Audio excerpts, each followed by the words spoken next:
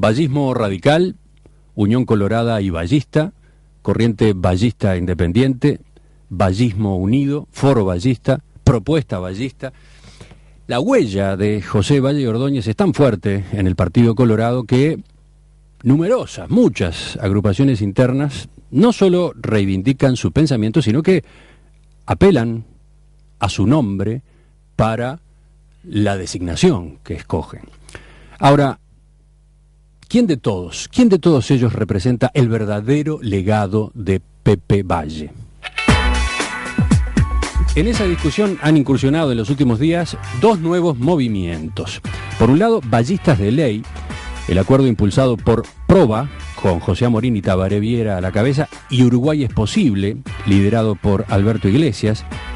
Y por otro, Ala Vallista, un sector con el cual el ex senador Manuel Flores Silva vuelve a la política activa. Vamos a detenernos en Ala Vallista. ¿Cuáles son los postulados?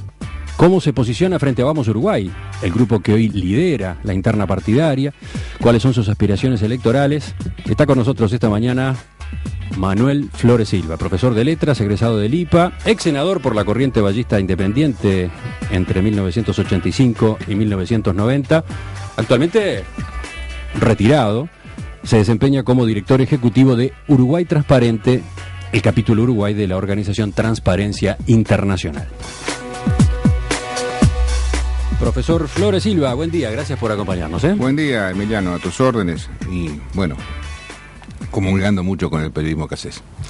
El miércoles de la semana pasada se presentó oficialmente Ala Vallista, ¿no? Un nuevo espacio político dentro del Partido Colorado que, según dicen sus documentos, se reconoce desde el punto de vista ideológico en el liberalismo político, el republicanismo y la socialdemocracia, fuentes que inspiraron a José Valle Ordóñez y a su generación.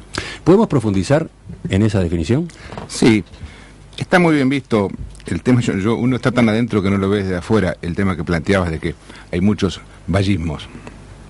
Yo creo que la discusión sobre quién es más o menos carece de importancia. Lo que importa es si las propuestas son vallistas.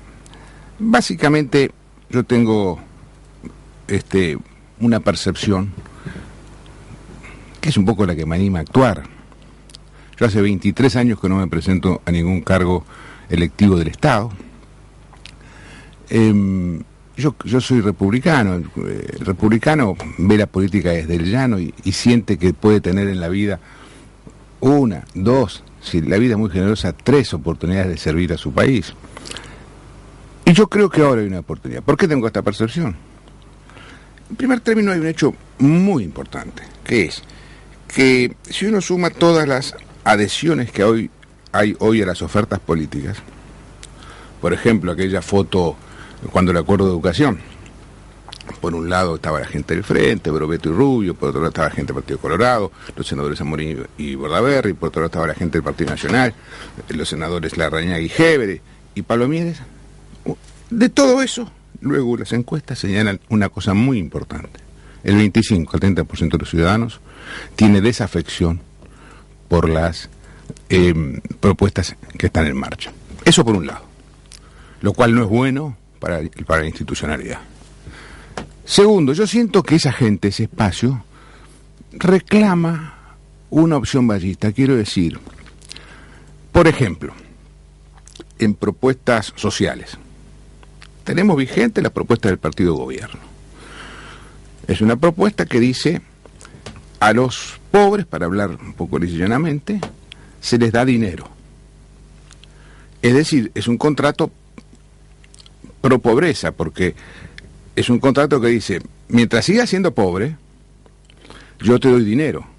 Yo te traigo pescado, no te enseño a pescar. Y eso es bien delicado. El gobierno le va a discutir eso, ¿no? El gobierno va a decir que no solo le da dinero a los pobres. Sí, el gobierno tiene problemas, porque ¿qué pasa?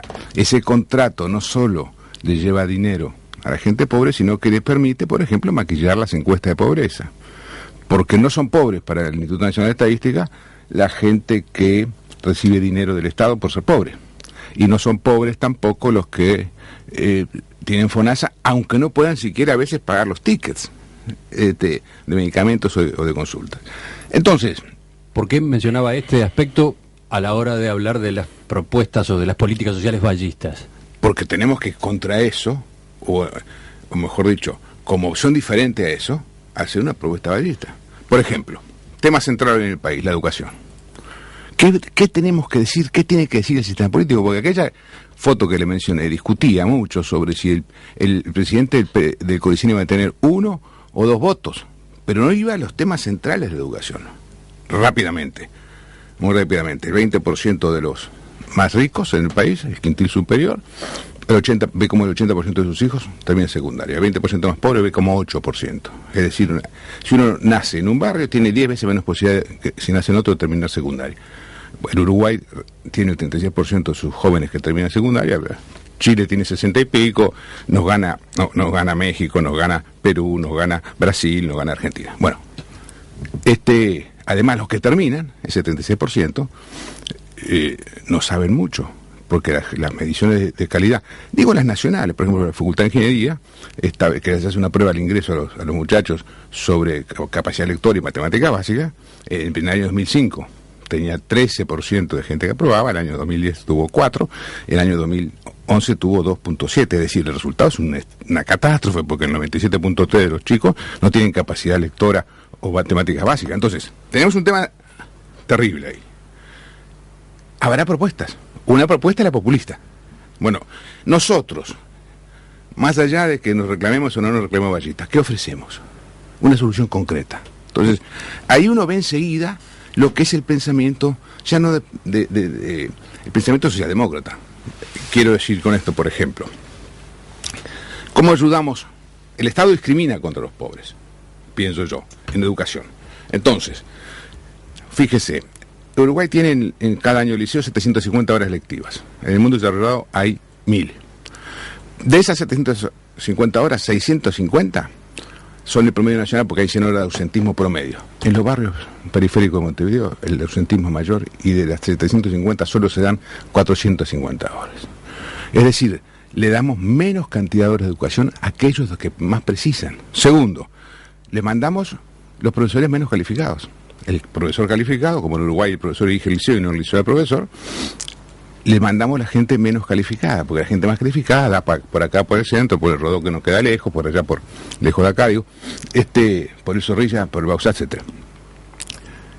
Es evidente que si les estamos dando menos horas de clase con profesores menos calificados y además le damos una educación menos útil, porque en los barrios periféricos es evidente que hay un costo de oportunidad de estudiar. Es decir, el chico que está yendo al liceo no está ganando los 5.000 pesos que puede ganar barriendo en una barraca.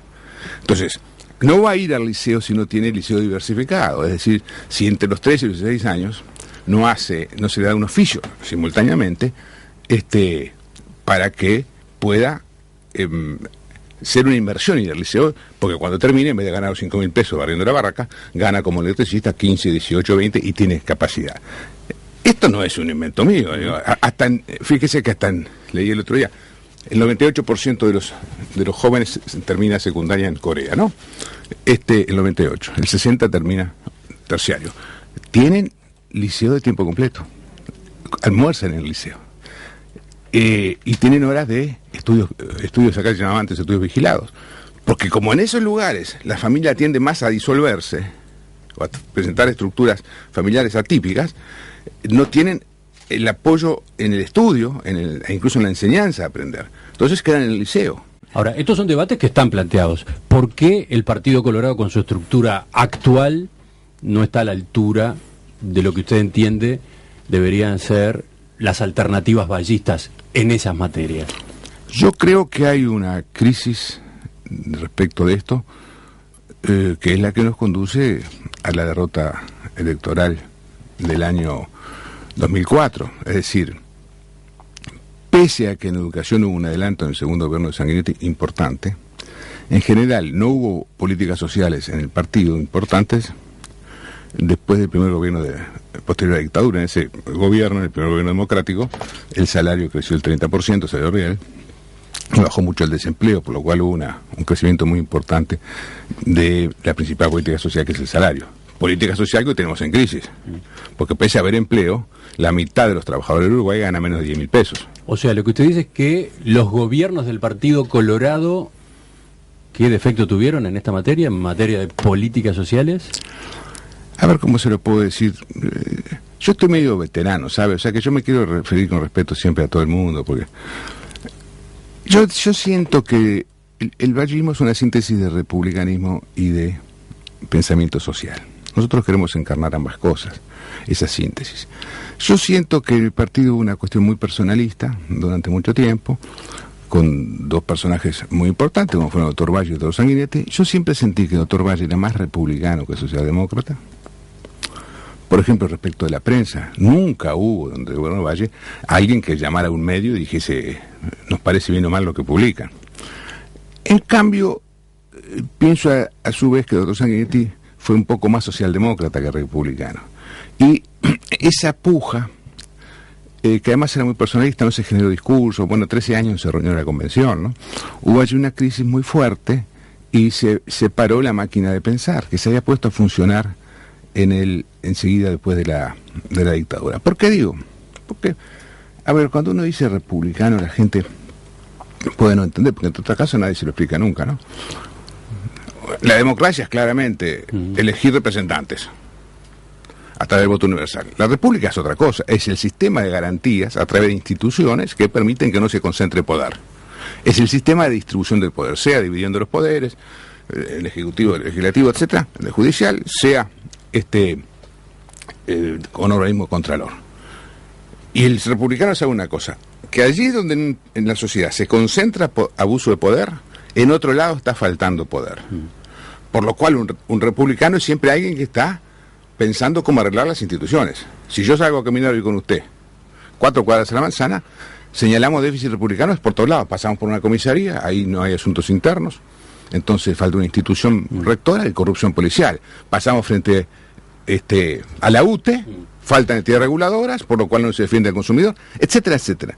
Entonces, faltó republicanismo, falta más ahora, que es otra de las cosas que me va a actuar. A ver, cuando el presidente de la República, señor Mujica, dice, convoca a todos los presidentes del Estado, Banco Republicano, Banco Hipotecario, Banco de Seguros, Antel, UTE, CAP, etcétera, y les dice, al medio de comunicación que pase crónica policial no se le da publicidad. Eso es absolutamente antirrepublicano porque atenta contra el derecho básico de información y de expresión.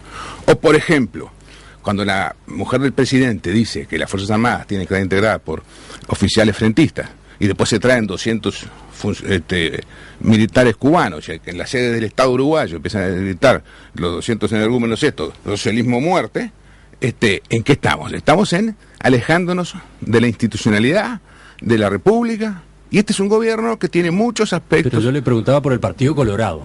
El tema era, ¿qué pasa? ¿Por qué entienden ustedes que se necesita un espacio nuevo de corte vallista para enfrentar ese tipo de desafíos que hoy están planteados en el escenario político? Es que no lo entendemos nosotros. Lo entiende la gente que cuando va al encuestador le dice un 25 o 30%, no tengo opción política. Y esa gente, mira, esa gente fue mucha colorada.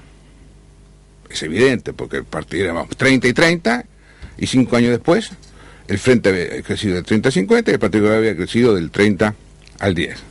Como dice Luis Eduardo González frecuentemente, es razonable pensar que muchos colorados fueron de frente. ¿Pero qué pasa con el vallismo hoy en el Partido Colorado? Esa gente que sentía que se expresaba una para decirlo vulgarmente, una izquierda vallista, se fue a un lugar donde ahora está empezando a decepcionarse. ¿Por qué?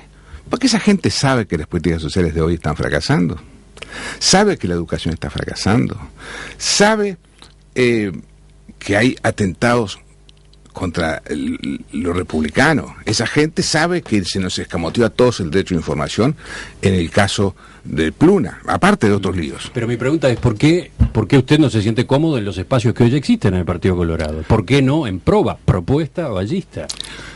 Por ejemplo.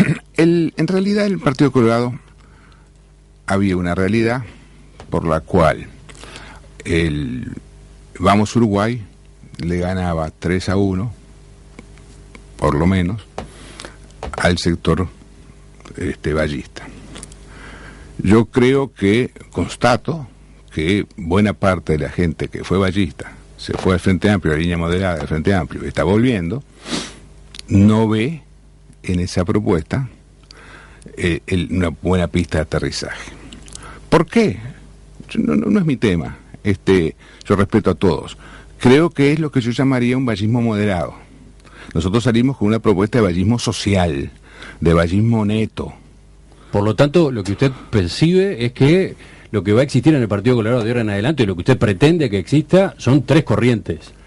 Ayer en la tertulia, cuando se analizaba esta serie de movimientos en la interna colorada, el doctor Oscar Sarlo, por ejemplo, veía que el Partido Colorado está tratando de definirse con tres espacios: uno de derecha, uno de centro y uno de izquierda.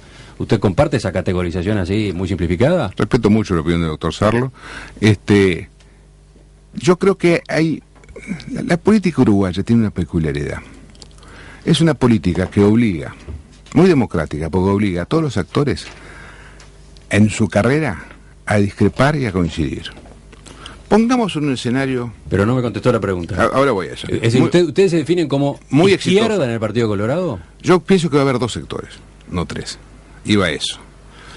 Porque pienso que nosotros, los vallistas netos, tenemos algunas discrepancias con los vallistas moderados, pero finalmente en la elección interna vamos a ir los vallistas todos contra Vamos Uruguay. Se está construyendo la alternativa vallista. Efectivamente, usted ha tenido conversaciones con José Amorín, con Tabaré Viera. ¿Va a terminar confluyendo a la vallista con este nuevo movimiento conformado por Proba y Uruguay es Posible? Yo tengo conversaciones regulares, desde hace un tiempo con muchos ciudadanos, no solo del Proba, digamos, pero yo siento que va a haber Vamos Uruguay por un lado, y que por primera vez Vamos Uruguay va a tener un desafío dentro del partido, y es la conjunción de los vallistas netos y los vallistas moderados en algún momento. ¿Cómo será esa conjunción? Dependerá de la correlación de fuerzas.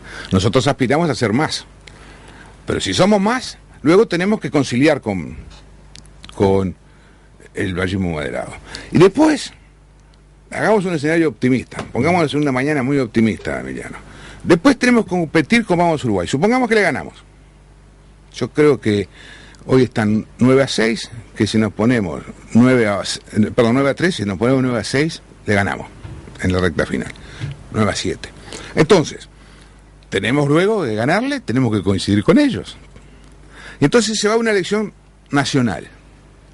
Entonces tenemos que competir con los blancos y con el frente, pero luego, inmediatamente de ganarle al blanco, tenemos que coincidir con los blancos. O sea que la política uruguaya tiene ese largo camino de discrepancias y coincidencias. Supongamos que le ganamos al frente. Después tenemos que coincidir con el frente en el gobierno, en transar cosas. Entonces, es una política en la cual pequeñas victorias van construyendo un camino. Y yo siento que el 20 y pico % de los ciudadanos del Uruguay está esperando vallismo. Vallismo quiere decir república y socialdemocracia. Y siento que este gobierno no es socialdemócrata porque es populista en sus políticas sociales, no es republicano, y que por eso se está alejando la gente. Y siento que del lado colorado falta políticas sociales. ¿Quién representa a los verdaderos postulados vallistas en el Partido Colorado? Esta es una discusión que ha vuelto a abrirse en estos días, a partir del lanzamiento de nuevos movimientos que justamente reivindican ese legado y que además por esa vía buscan marcar distancia con el liderazgo hasta ahora hegemónico de Vamos Uruguay y Pedro Bordaberry. Profesor Flores Silva, ustedes hablan de desafiar a Vamos Uruguay. En sentido sano y competitivo del sistema democrático, claro. ¿Para ustedes es un problema Vamos Uruguay? Yo creo que, bueno, cuando hablamos de Vamos Uruguay hablamos de Pedro Bordaberry, fundamentalmente. Porque es un movimiento obviamente muy personalizado. Creo que nosotros, los coloradovallistas, tenemos que agradecerle al doctor Bordaberry la oportunidad de sus planteos que hizo que el partido en el peor momento, en el año 2005, 2004, tuviese, y cuando se habló de hasta un peligro de extinción, tuviese la luz prendida y convocar un poco de recuperación. El problema de Vamos Uruguay es que tiene un piso alto y un techo bajo. Es decir, el partido marca 17, 16 durante el año y termina marcando 14 a fin de año. Hay muchos vallistas en Vamos Uruguay. Sí, a ver, parece que nos peleamos por un legado. Primero, el legado ese, más que políticas concretas, es un espíritu, republicanismo y políticas sociales. Y entonces ese es el futuro. A mí, yo voy a ver vallismo cuando vea propuesta vallista, no voy a discutir el legado. El legado es como discutir una marca. Entonces, si en tema de educación hacen una propuesta desde el punto de vista social, inclusiva, que nos permita ir hacia un país integrado, yo voy a reconocer vallismo. Si en propuestas de seguridad hacen lo mismo, voy a reconocer vallismo. Por ejemplo, si tenemos 22 núcleos importantes en la periferia de Montevideo con pobreza. Son 180, 200 asentamientos, pero cada uno de ellos, en realidad, son 22 núcleos.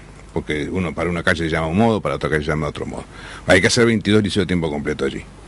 Pero también hay que hacer 22 comisarías. Porque ¿por qué los ciudadanos pobres del Uruguay tienen que vivir hackeados? Porque hay allí mayor índice de delincuentes. Y tiene que haber una política antidroga.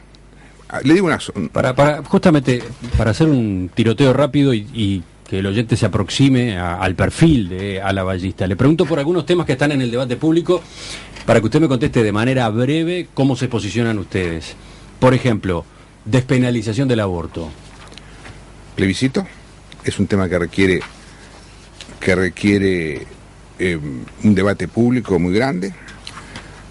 El aborto existe, despenalizado o penalizado. El problema no es la despenalización, aunque me voy a pronunciar sobre ella, es que cómo se lucha contra el aborto. Porque pero ¿está a favor o en contra de una ley de despenalización? Yo básicamente siento que con mucho cuidado, allí está el caso de la violación, allí está el caso de la malformación, allí está el caso... ahí empieza la discusión, si las 12 semanas, si tiene cerebro, si no tiene cerebro, o empieza el tema de las consideraciones sociales, es lo mismo que haga un aborto una persona acomodada que no. Yo básicamente tiendo a pensar hacia la posición de despenalizar el aborto. Otro tema, rebaja de la edad de imputabilidad penal a los 16 años. Una medida. Básicamente yo estoy de acuerdo, pero no me digan que eso es resolver la inseguridad. La inseguridad requiere más comisarías y requiere una política antidrogas. El Uruguay tiene 2.000 camas para rehabilitar adictos. En los protestantes tienen 500 camas en las clínicas privadas y tiene 24 el Estado. El Uruguay no tiene una política de rehabilitación de adictos. Hablando de la droga, regulación de la producción y comercio de la marihuana con control del Estado. Yo creo que tiene que haber libertad de autoconsumo y de autocultivo. Todo esto del Estado me parece, yo qué sé, no termino, discúlpeme, ¿no? Yo creo que cada uno tiene derecho, así como en mi generación se fumaba, o el alcohol en la generación anterior. Yo creo que cada generación tiene derecho a consumir como decisión propia. Y en eso estoy claro. Yo nunca he consumido, pero estoy de acuerdo que la gente, si quiere, y además si la gente lo hace. Pero todo el tema del Estado me parece, el presidente lo puso, el presidente lo sacó, no va a ir nunca al Parlamento, todo esto es una cosa un poquito mamarrachesca, discúlpeme. A propósito de Ala Ballista, su creación, su lanzamiento, la audiencia debe querer conocer nombres, porque Manuel Flores Silva no es precisamente un nombre que provoque la sensación de renovación. Tiene su trayectoria, hace 23 años que no hace política, fue senador. ¿Quiénes más están con usted que marquen que efectivamente este es un movimiento fresco en el partido? La corriente ballista está integrada. Perdón, el ala ballista está integrada por gente de la corriente ballista, hay muchísima gente joven, y empiezan a venir dirigentes de esta sensibilidad, del partido y de fuera del partido. Por ejemplo, Gabriel Barandarian, que fue diputado del Nuevo Espacio, Rafael Michelini, se ha integrado a este grupo. Por ejemplo, José Pablo Francini Valle, que en la elección interna pasada sacó miles de votos, el bisnieto de don Pepe, se ha integrado a este grupo. Por ejemplo, el ex subsecretario del Interior, el doctor Daniel Lamela, se ha integrado a este grupo. Y a lo largo de los próximos meses, en el verano y hasta marzo, vamos a ir dando nombres de gente que se va acercando. Tenemos que armar más precisamente la propuesta, no solo en términos de salud, perdón, de educación, como lo he dicho, sino de salud, de políticas salariales, de política exterior, de políticas productivas. Este es un país donde los impuestos y las tasas de intereses hacen inviable cualquier empresa, entonces las únicas empresas viables son las extranjeras porque están exoneradas de impuestos. Entonces, digo, acá hay un tema de atentado contra el país productivo. La metáfora perfecta es el gasoil productivo que costaba 18 mangos, se lo iban a bajar y ahora lo subieron a 30 y pico, está más cara que la nafta. Entonces, eso ha pasado, esa es la metáfora de todo lo que ha pasado con la política productiva. Ahora, perdón, me había preguntado. La pregunta era sobre nombres y sobre renovación. Barandarian, Francini Valle, Lamela, y estamos empezando, porque lo que hicimos el otro día fue justamente el acto de comienzo de recolección de adhesiones a la ballista. Y estamos muy contentos porque veo cómo es esto de la política, es como el periodismo. Uno saca el ejemplar y en el primer número se da cuenta si la propuesta prendió o no prendió. Y nosotros estamos sintiendo que está prendiendo y que está prendiendo muy fuerte, que las hipótesis que yo he manejado acá en la conversación con ustedes son ciertas y que hay una sensibilidad popular bien atenta a una propuesta ballista, digamos, de las políticas públicas. Profesor Manuel Flores Silva, volvemos a conversar entonces dentro de unos meses a ver cómo sigue esta evolución. Muchísimas gracias.